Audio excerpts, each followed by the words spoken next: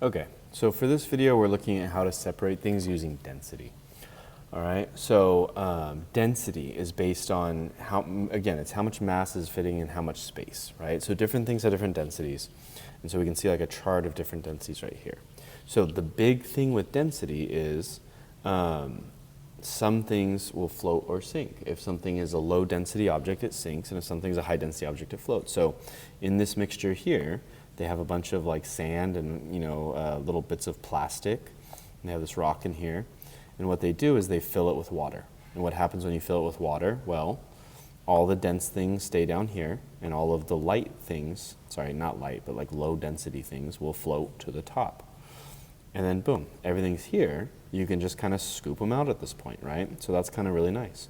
So it's all based on density, and this will only work if you have things that are higher or lower density than water, right? So if you have a mixture of things that's some things are more dense than water and some things are less dense than water, you can use this method to separate them. So let's see an example of that now. Basically, we have a cup here, and so we have, it's kind of hard to see, but there's a mixture of glass beads and then wax pellets. And so if we look here at our table, right, water is a density of 1, wax is 0.9. So what should wax pellets do in water? Well, they're less than 1, so we should see those rise to the top. Glass is 2.5. That's more dense than water, so these should stay at the bottom. And then again, I can just kind of scoop them out afterwards. So let's try this out. So let's add a little bit of water.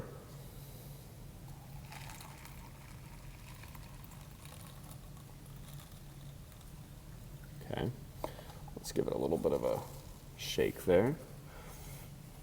Okay, look at that. So our glass is still here at the bottom, and then we do have some waxes there. We'll get those in a second.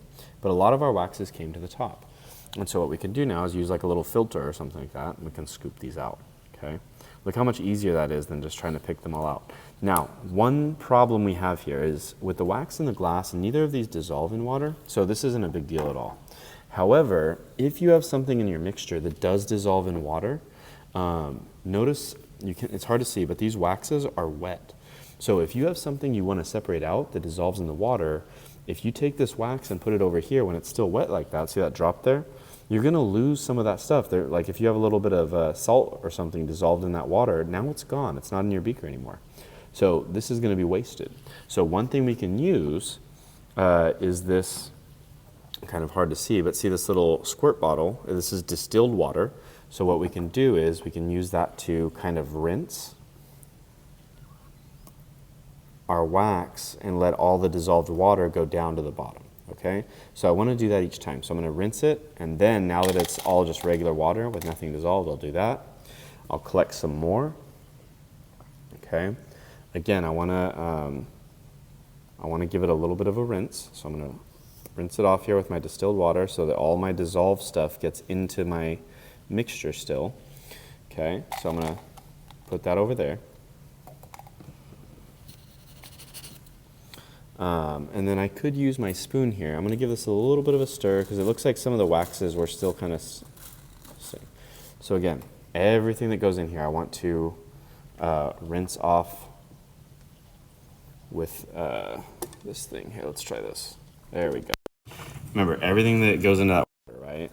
As I mix my wax around, I want to rinse it. I want to rinse any of the water from that thing back into the thing, so I'm not wasting any of my dissolved things. That's really important. Make sure you tell your group members about that if you are working with them. Then I can just keep scooping until I get everything out, okay? Scoop, rinse, get all the dissolved stuff back in, okay? And just keep going until you get them all out, okay? Much faster than picking them all out by hand. Scoop, rinse, okay?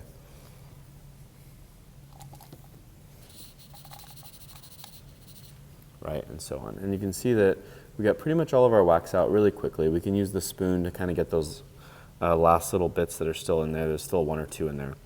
But now it's much easier to get them, okay? So that's how we separate by density. So again, you need to focus on that data table. Do you have things that will float in water? Do you have things that will sink? And then just remember, if you have anything dissolved in the water, to always rinse everything back into your beaker. Try not to do too much, because the more water you use, the harder it's going to be to separate out later. But do try and use water to keep as much of your dissolved stuff back in your beaker or flask or whatever container you're using. Okay?